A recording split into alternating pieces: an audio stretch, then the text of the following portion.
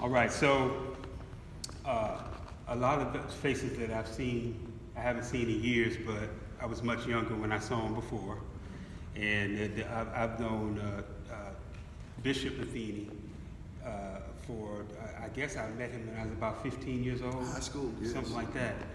And, you know, Taylor, and I remember seeing Miss Mother Matthews when I was a baby working at the front desk at the Kmart. So these people have known me for a long time. Sister Pino and the brothers, they've known me pretty much all my life. And so I haven't seen a lot of you in a lot of years, and then there's some faces that I don't know. But I guess I'll start off with this, with, you know, a testimony. I am a 17-year as of October 15th. What day was that? 2 days ago. 2 days ago, Monday. October 15th, I would have been on dialysis 17 years. Y'all hear that? Amen. You have dialysis when you have, you know, a kidney failure. And it just went, you know, I was a teacher and a coach. I was in Tampa at Lato High School. And I remember the date because it was our homecoming game. You know, I coached football. It was a Friday night. And about a month earlier, all of a sudden I wasn't feeling well while I was teaching. And the infirmary lady took my blood pressure. It was sky high. Now, I was also 415 pounds at that time. And so, I went to my HMO, and they were like, oh, well, you know, you need to lose some weight and take this blood pressure medication, and then, you know, everything will be all right. I said, okay, so you need to do some walking or whatever. So I did that. My blood pressure went down to below normal in about a week, but I kept vomiting. So I went back, and I was like, you know, what's up? Yeah. You know, why am I vomiting? And he said, well, maybe you haven't taken any medication before. Maybe it's the diuretic. So then it was like every day I was throwing up, you know, and the body and the mind, it adjusts to things, right? So I would time when I would throw up. First, I would vomit. It was certain foods I would eat, it would come right up. So I would avoid those foods and eat the foods that would stay down. Then after a while, after a couple of weeks, no food would stay down, but certain drinks would stay down. So I lost 60 pounds of water weight. And so that Friday night for the homecoming game on the 15th of October, I was with, you know, my coaches, and, you know, we have to stay, the school gets out at like high school, you know, 2:30, whatever it is, and we stay for the game. And I said, you know, I'm gonna go home and I'm gonna come back. So I went home and I was throwing up every 5 minutes. And I started throwing up, the day before I started throwing up this green stuff. And so I was like, okay. So then I kept doing it. So then I was like, you know, I became a believer when I was 23 years old. So I was hugging the porcelain, and I said, okay, Lord, I'm gonna listen to you. I'm gonna go back to bed. If I vomit again, within 5 minutes, I'm going to the emergency room. So I did. I went to the emergency room, UCH, Carrollwood, and I told them what was going on, and they said, well, if it's a virus, there's nothing they can do about it. And so I went back into the kiosk, and they took blood. And about 30 minutes later, the emergency doctor came back saying, you're a very sick man, Mr. Dorsett. Your creatinine levels in your blood are so high, they're actually killing you, they're poisoning you. And so then it was like, oh, okay, I didn't know what creatinine was. Yeah. I didn't know what any of that stuff meant. So then the nephrologist came in. Of course, you know, they're East Indian doctor. Well, we're gonna have to do dialysis. And I'm like, okay, we're gonna have to do immediate dialysis. I'm like, what is dialysis? Oh, it's when they take the blood, no, they didn't say blood. They take the fluid, all the fluid out of your body, and they clean it and put it back in. And I'm like, what fluid? And he said, the blood out of your body, and they put it back in. And I'm like, well, how are they gonna do that? And so, you know, they put a catheter in, and then I have my first... On your chest? Yeah, they put it in my chest, and then they put it in wrong. I don't know if you guys know the reputation of UCH. It's pretty, they've cut off wrong people's stuff. They put it in wrong, so I was, you know, it was devastating. I was passing out and everything. And so there began my journey with dialysis. Then, of course, I have to go to LifeLink, the kidney transplant people. I'm assigned I'm assigned a vascular surgeon because they have to put in a fistula or a graft to put in the venous and the arterial needles. For the arterial brings the blood in, the venous takes it out. It goes through the filter and it brings it back in. And so I had to have operations for that. And so they did an evaluation on me, and of course I'm almost 300 pounds overweight. So they were like, oh no, we deny you and this and that because you're 300 pounds overweight. And okay, so then, I had to do that. So you're talking about a life-changing experience because I was in the hospital. I was a teacher at the time, so I was in the hospital for like 3 weeks. So I used up all my sick days. So it was kind of a rough time, but God is good. They informed me that the counselor was talking to me and she was crying because I was 27 years old. And then dialysis. Yeah, and then the disease of how I got dialysis is called focal segmental glomerular sclerosis. It's FSGS. It's a rare disease where the immune system just attacked my kidneys. So I have less than 1% function in both of my kidneys. Later on, about maybe when I moved back here, it was like a year after, I had a kidney removed. You only really need one. I had one removed, but the one I have only has, it's only, 1%.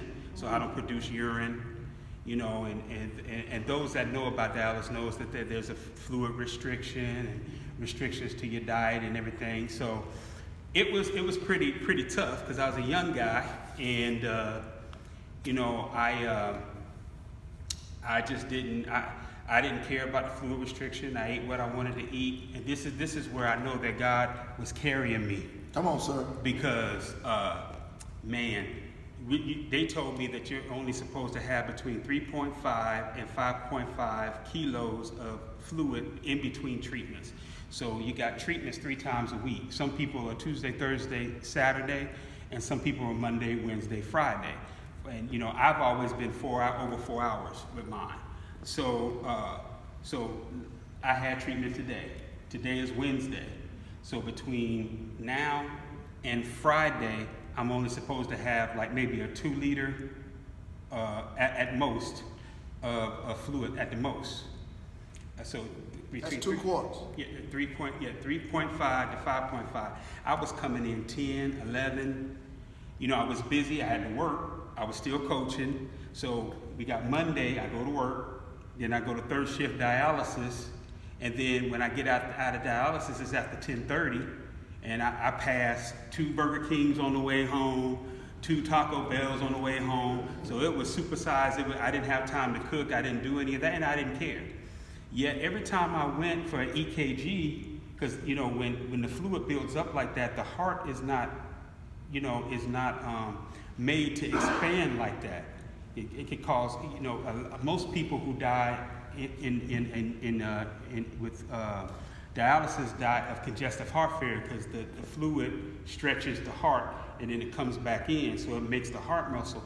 Every time I went, even with 10, that's way over now. That's way over. 5.5 to 10, that's way over. EKG is like a teenager. I was actually abusing my body, and sometimes, you get, excuse me. What's the EKG for those who don't know? EKG is when they check your heart. Okay, so EKG, it was still good. So I know, that was God. And so, and they tell you that the life expectancy of somebody on dialysis is 5 years. So it's like, okay, and I'm 17 years. And there's some things that, had to go on. I made some decisions. I had a tough time with weight, pretty much all my life. Real tough time, still do. I still love food. Food tastes good. Hey, you know what I mean? That's always going to be the case with me. A lot of people make excuses. Yeah, that's your burden, bro. A lot of people make excuses and say, oh, you know, my thyroid, oh this, oh that. No, for me, it's food tastes good. It's straight up. I like it. You know, I like that. Well, Whoppers don't taste too good anymore now, thank God. They have some different kind of meat in them now. But you know, I used to love to get the double Whopper and the supersized onion rings with you know, the cherry Pepsi every night. I eat a whole pizza. You know, I love carrot cake and all that stuff. You know, and I still love it. You know, and the thing about it is you know, that's my thing. You know, but there comes a time where you have to allow God. I'm not gonna say me. You have to allow God to make the changes that you need to make. It's God. It's all God. And when I gave it up to God, because I tried dieting, I tried Weight Watchers, I tried all that other stuff, and you know it didn't work. But when I said, "Okay, Lord, I'm leaving it to you. Show me where I need to go." And one thing, there's a scripture that says, what does it say? If you abide in him, he'll abide in you. That's right. John 15. Yeah. Seek and ye shall find, right? Yes, sir. Knock and the door shall be open unto you. Yeah. And I use this, you know, through my whole walk with my relationship with God. It's like anything that I've asked for is like, if you seek it, he will answer you. Sometimes you might not want to do what it takes to receive the answer, or you might not want to do it, but he will always give you the answer. This is my thing, not just for this, because this is just recent.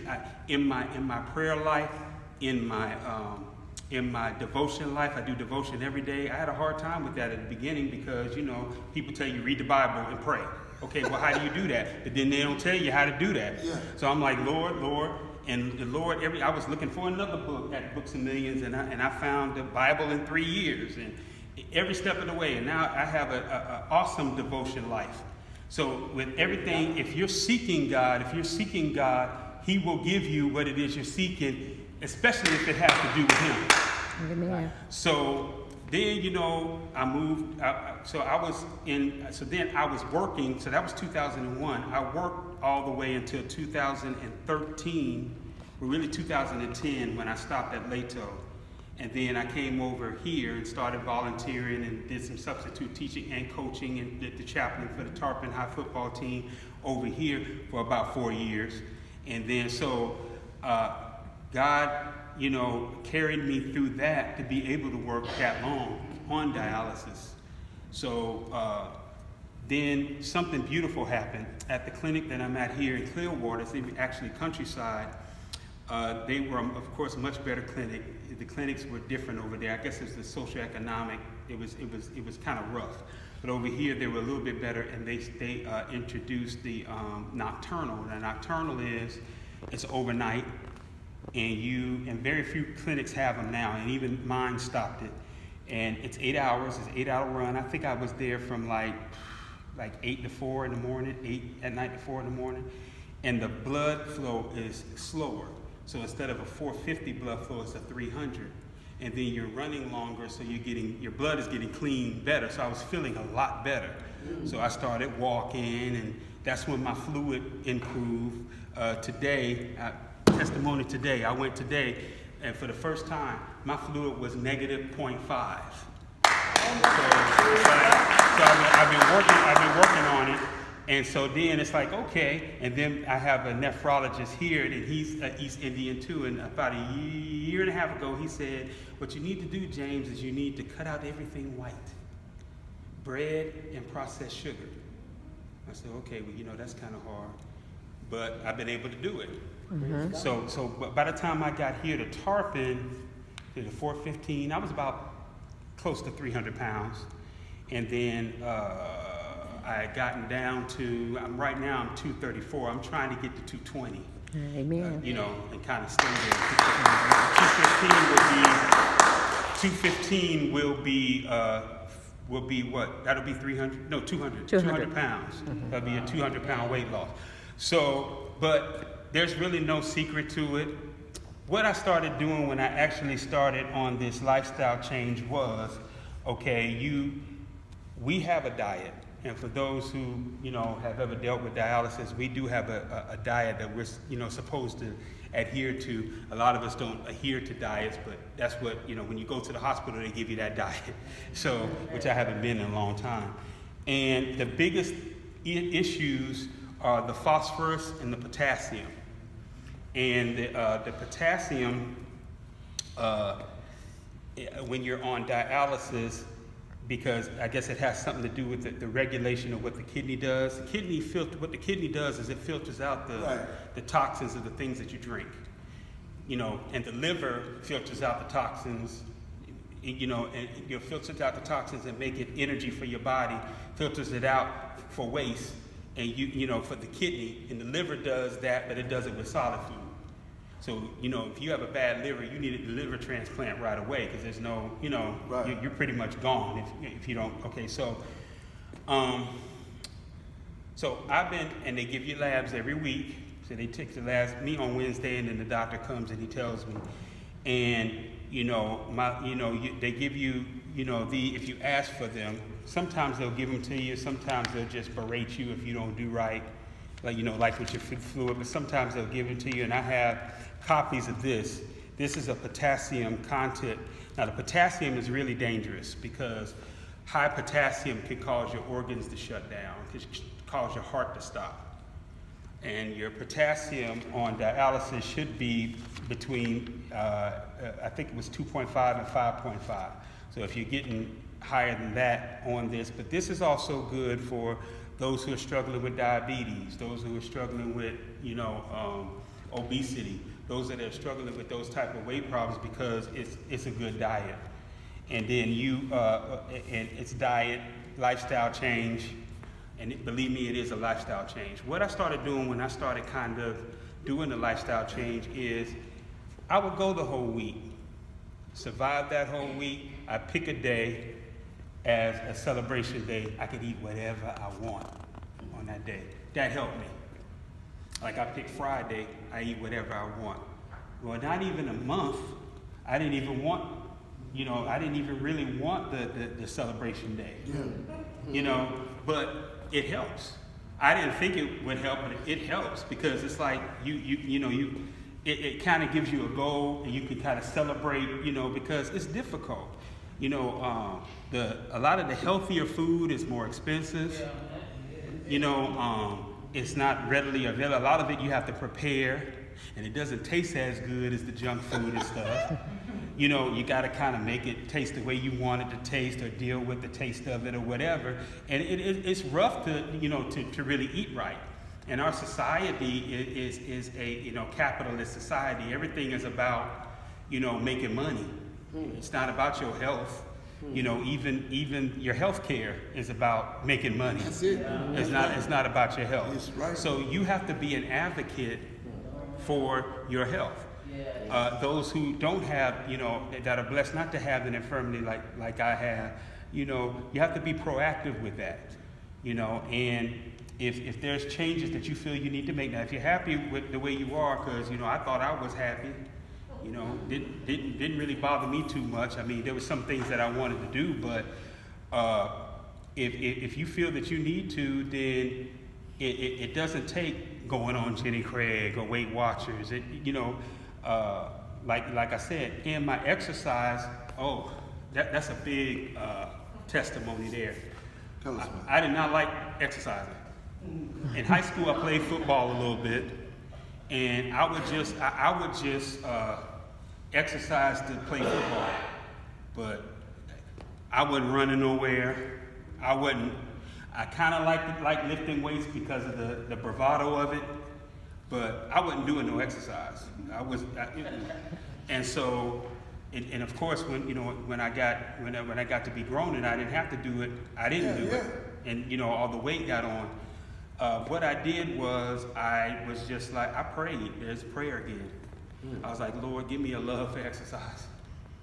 You know, I don't like doing it. I mean, it was a struggle. You know, how you laying in the bed in the morning, you got to do it, or you working all day and you know that's coming up, and am I going to do it? Am I not going to do it? You know, and it's just like, Lord, just give me a love for it. And I just started out small. Like, you know, you start out with maybe, and my wife turned me on to, well, actually, yeah, my wife and her doctor actually turned me on to it was a pedometer first. So the doctor said, well, because I had so many experiences with being in the hospital and going to doctors, I listened to what he said. He said, well, I do 10,000 steps, and it keeps me out of the doctor's office. I said, say word? So we went right after that, and my wife got me a pedometer. Of course, she got a Fitbit, but I got a pedometer, and I started doing 10,000 steps. And it's like, you know, now, you know, I'm like doing 15, I'm averaging probably about 12,000 steps a day. My wife would say 20, but Yes, it's 20. and then I have ride the my proof. bike all over the place and everything else. But it's a You ride blessing. your what? My bicycle. My bicycle. 20 miles, 18 Right. miles, A day? 15 miles, three No, times a on the week most of the weekend, time. Usually.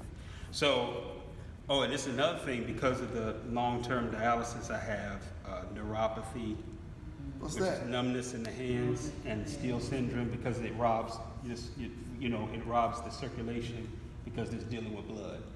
So about, what was that, 5 years ago, I had all the toes on this foot, the left foot, amputated. I got into an accident. I was tubing with my mom and dad, and I stepped on something and I couldn't feel it.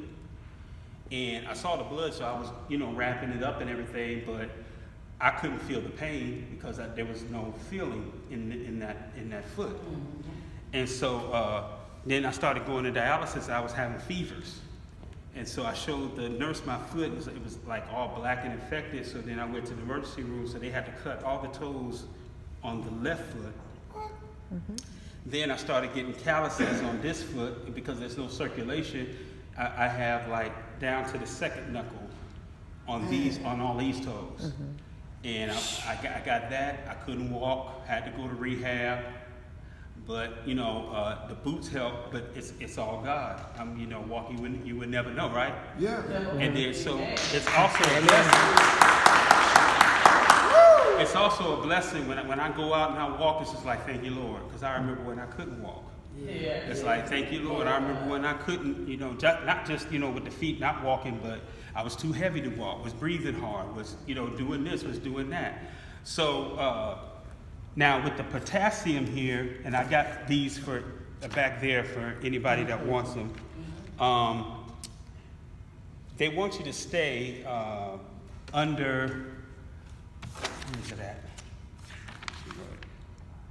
at? 2,000 milligrams of potassium a day. And for phosphorus too, 2,000 milligrams a day.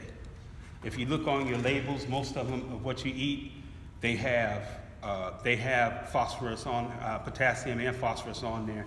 But the fruits and vegetables and stuff like that aren't packaged, they have that, and they pass these out. You know, when you're, I got this because my potassium was high, and it's supposed to be between 3.5 and 5.5. But it's good for anybody's diet because it's, you know, fruits and vegetables. They don't restrict you with meat.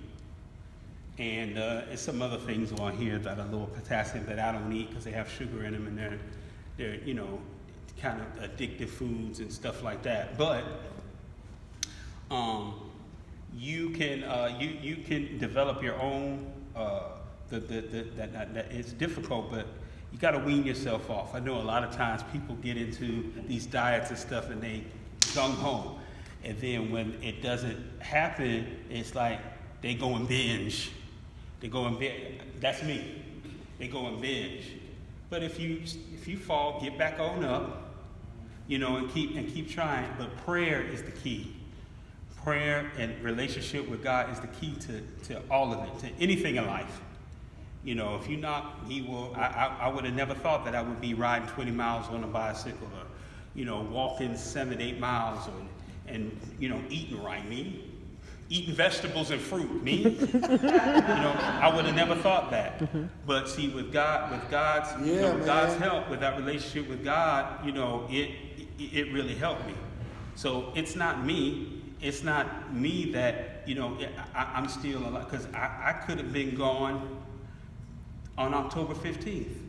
Because I didn't know my kidneys had failed. I just happened to go to the hospital at that time. And it was like, oh, I could have been gone before then. Yeah. I could have been gone 5 years after that, but 17 years, and I'm more healthy than I was before. 17. I don't remember the last time I was 234 pounds. I was in high school sometime, because when I graduated high school, I was 280 pounds.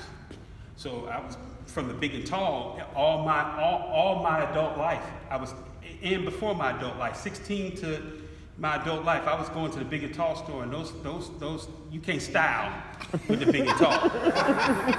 I remember when I went to J.C. looking for a tie. This was about maybe 6 years ago, and I went to get a tie, and I said, well, let me try on this cranberry shirt. I tried on the shirt fit. I did a dance all around J.C. because it was the first time. That was a burden lifted. I never knew what it was like to buy off the rack at a regular department store. Yeah. I didn't know what that was like. Yeah. But now I can just go and buy anything. Sometimes I even forget that, I was with my parents and my wife, and my parents have a RV, and there was a small section to sit, and I was like, I can't fit over there. My mom and my wife were like, you can sit there, and I was like, okay, so I sat down. She said, see, I said, well, I still think I'm big and I can't sit there. And my dad said, yeah, I think that way too. So it's still, in your, because that's what I've known most of my life. But what I would like to say to you, anything that you're battling, or anything that you feel is a stronghold, or something that you don't think that you can get a hold of, you're in the right place, which is the church, but that relationship with God, just keep asking, keep knocking, and He will open it up for you. And I'm a living witness to that. Amen. I'm a living witness to that. I'm at 17 years, only supposed to live 5, but 17 years. I'm a witness to that. So just do that. But God has you to, but you have to kind of take the initiative. This scripture comes to mind: if my people who are called by my name shall humble themselves and pray and seek my face and turn from their wicked ways, then will I hear from heaven. Then will I forgive sin and heal their land. Yes. That's one of my favorite scriptures. All right. So it's like, He will heal your land. But see, there's those conditions. You're called by His name. Humble yourself. Pray. Lord, I can't do this on my own. That's what I did. It's not me. I don't have the power to do this. I'm giving this to you. You seek His face, turn from your wicked ways, and if you're eating too much, that's wicked. It's not good for your body. It's not good for you. You know that when it's not good. You eat a whole bag of potato chips, you feel like crap at the end. You don't feel any better. It's not good for you. And then will I hear from heaven? So then it'll be or ice cream or whatever it is. Pointing the finger. But We gonna keep trying to get popcorn back. yeah, is popcorn bad? Not if you don't, because sometimes sometimes I got an air popper, and I don't eat it much, but like if the football game is on, I'll pop it and don't put nothing on it. But if you're putting all that, not really.